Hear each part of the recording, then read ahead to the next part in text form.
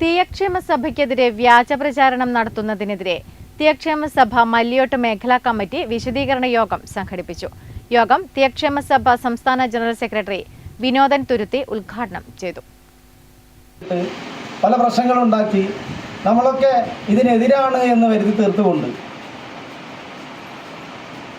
ഈ ക്ഷേത്രത്തിനും കാവിനും എതിരാണ് ഈ സംഘടന എന്ന് വരുത്തി തീർക്കാൻ വേണ്ടി പല ശ്രമങ്ങളും നമുക്കിവിടെ നടന്നു. നിങ്ങൾക്ക് എല്ലാവർക്കും അറിയുന്നതാണ്. അതുപോലെ തന്നെ 2019 കണ്ണൂർ ജില്ലാ കമ്മിറ്റി രൂപീകരണം, നമ്മുടെ ജില്ലാ കൺവെൻഷൻ നടത്തുന്ന സമയത്ത് ഞാൻ പറഞ്ഞു വരുന്നത് നമ്മുടെ രാഷ്ട്രീയ താല്പര്യമാണ് ഞാൻ പറഞ്ഞു വരുന്നത്. 2019 TV Rajesh MLA, Kalliasseri MLA ആണ് ജില്ലാ കമ്മിറ്റി രൂപീകരണം ഉദ്ഘാടനം ചെയ്തത്.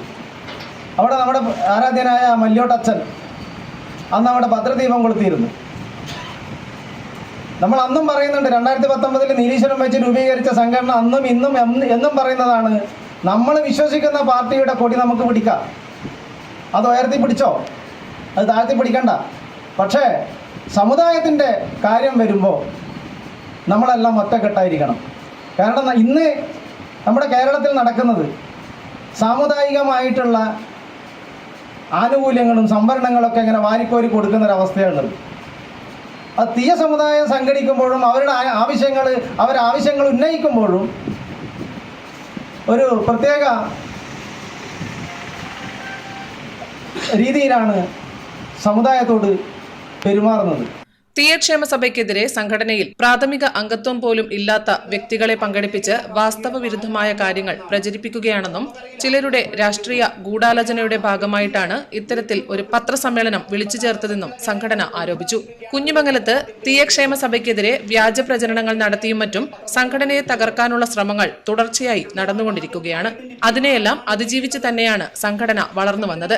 സംഘടനയ്ക്കെതിരെ ചിലർ രാഷ്ട്രീയ പ്രേരിതമായി നടത്തുന്ന പ്രവർത്തനങ്ങൾ വരുന്ന തദ്ദേശ തെരഞ്ഞെടുപ്പിൽ ദോഷകരമായി പ്രതിഫലിക്കാനിടയുണ്ട്.